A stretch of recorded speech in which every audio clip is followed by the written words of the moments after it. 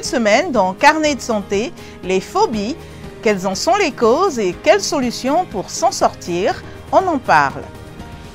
Et les personnes au Malawi souffrant de phobie ne reçoivent pas un soutien adéquat en santé mentale. Ensuite, nous examinons également le besoin urgent de dons de sang au Nigeria et les mesures prises pour remédier à ce problème. C'est dans cette édition de Carnet de santé.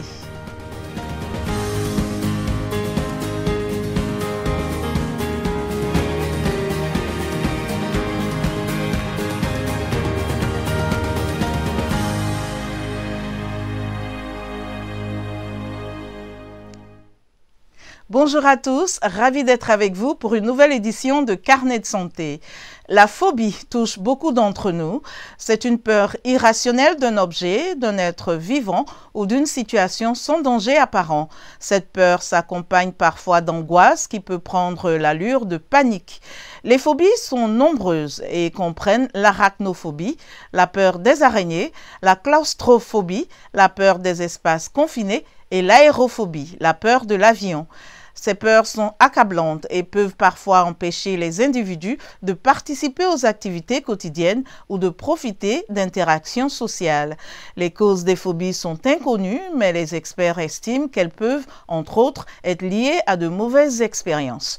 Au Malawi, les ressources de santé pour traiter les phobies sont limitées, laissant beaucoup de personnes sans soutien. Ce reportage de Chimwemwe Padata depuis la capitale Lilongwe nous en dit plus. Le récit est de Gininiwa. Alice Williams, 19 ans, lutte depuis longtemps contre l'acrophobie, une maladie qui fait craindre les hauteurs. Elle explique l'impact de cette maladie sur sa vie et son bien-être. J'ai le vertige. Chaque fois que je grimpe quelque chose, j'ai tellement peur de tomber. Et c'est toujours comme si je voyais des choses bouger. Alors oui, j'ai vraiment peur de ça. Comme quand je monte des escaliers, un arbre. Je n'ai jamais essayé parce que je sais déjà que j'ai le vertige.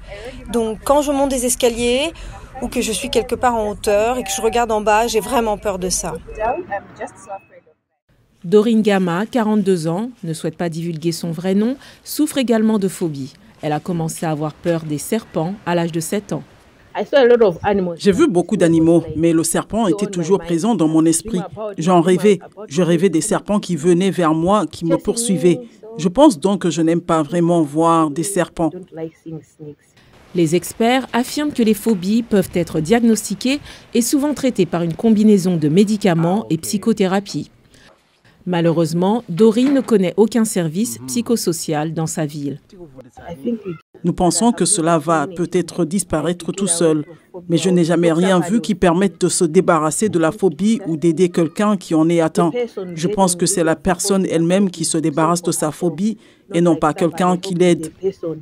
Le plan stratégique du secteur de la santé du Malawi énumère plusieurs maladies non transmissibles qui requièrent une attention particulière. Cependant, les activistes de la santé sont préoccupés par le fait que la phobie n'est pas incluse.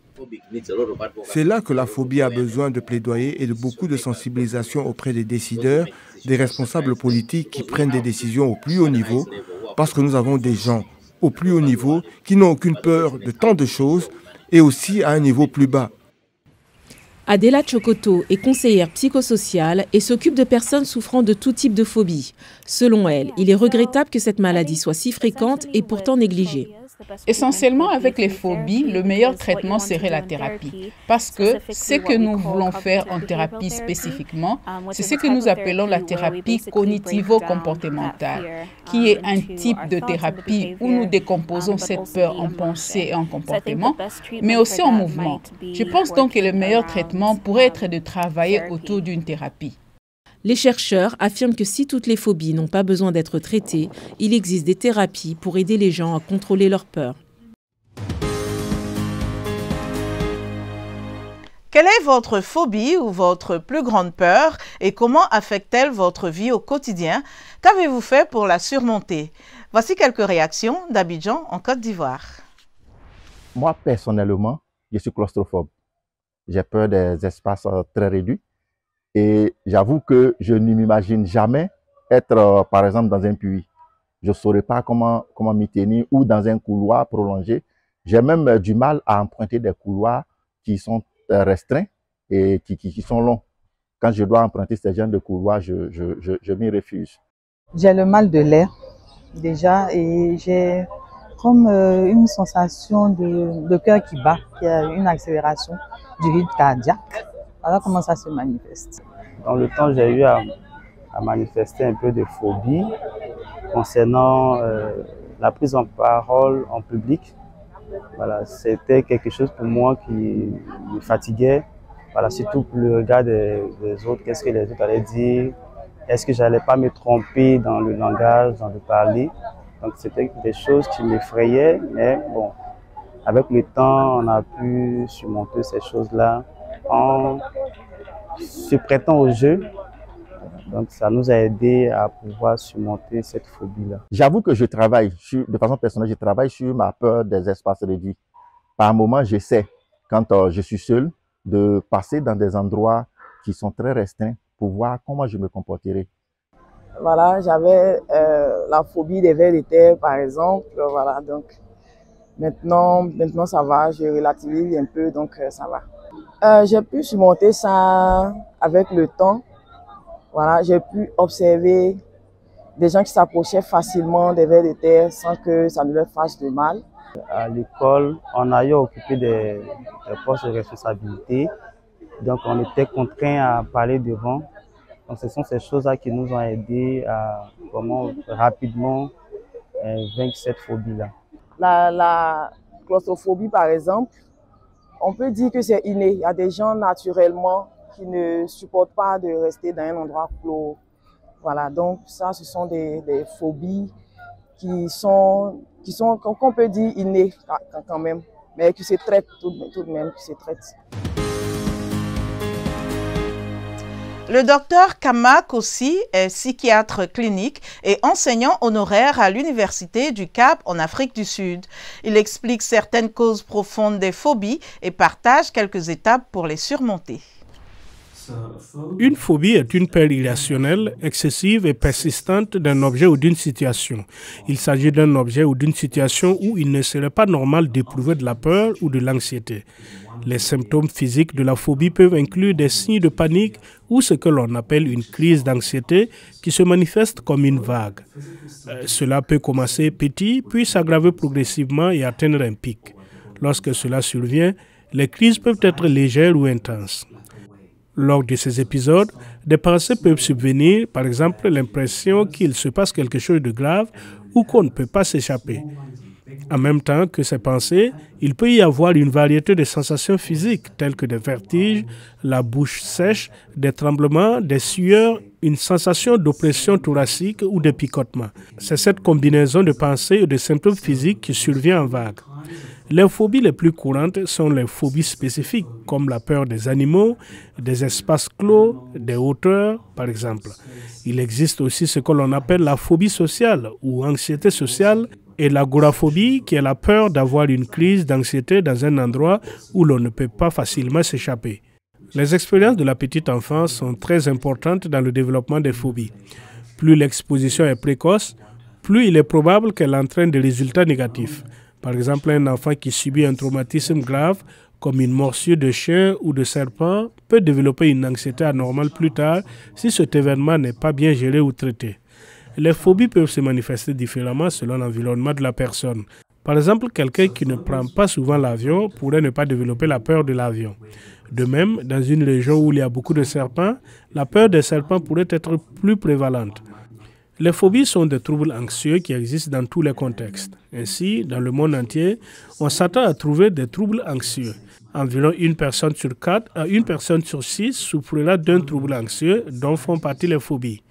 Nos premiers traitements sont des traitements psychologiques tels que la thérapie cognitivo-comportementale avec désensibilisation systématique. Nos thérapies sont de première intention. Pour certaines personnes souffrant de phobies plus graves, des médicaments peuvent être nécessaires, généralement des antidépresseurs. Mais la première ligne de traitement reste la thérapie cognitivo-comportementale ou TCC avec désensibilisation systématique.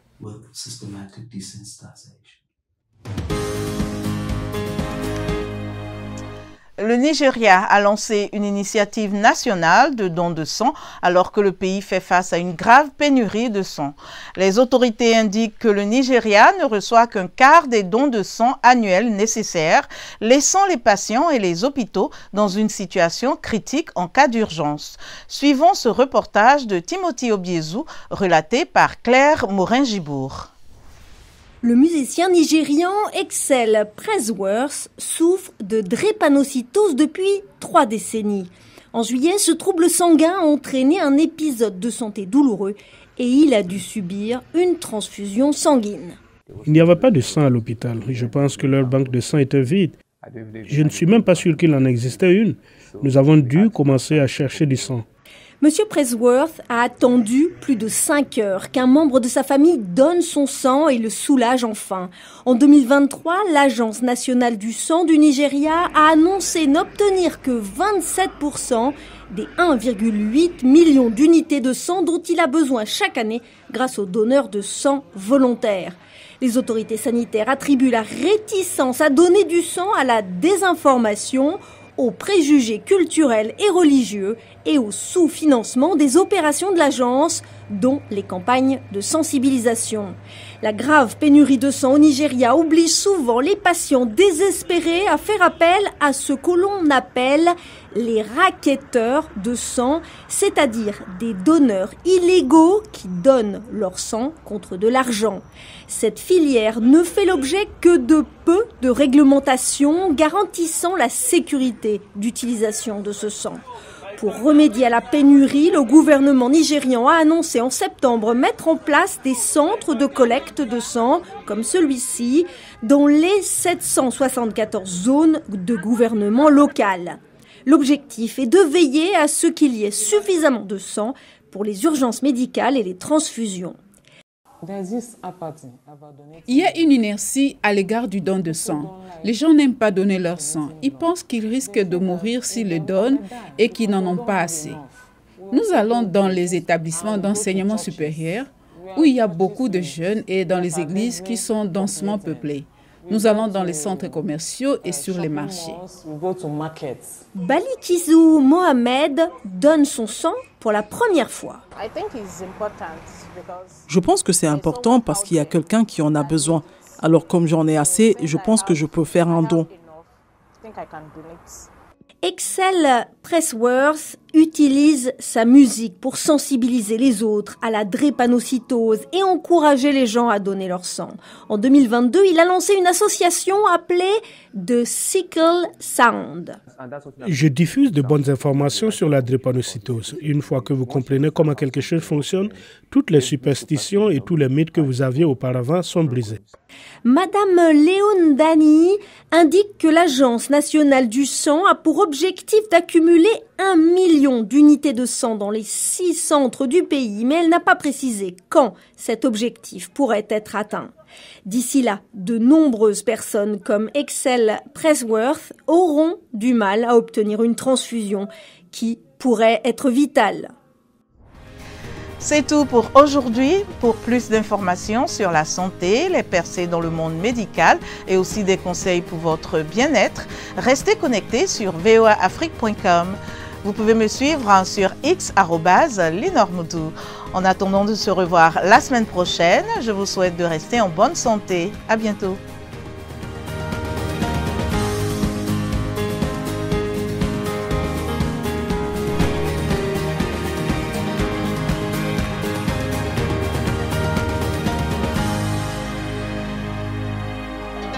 Dans des Full B, votre nouvelle émission tous les vendredis de 16h30 à 17h temps universel sur VOA Full D.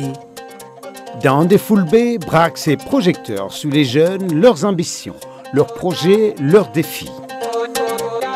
Dans des Full B, c'est aussi la vie de la communauté Peul, sa culture, son identité, sa résilience et son avenir dans un monde qui change.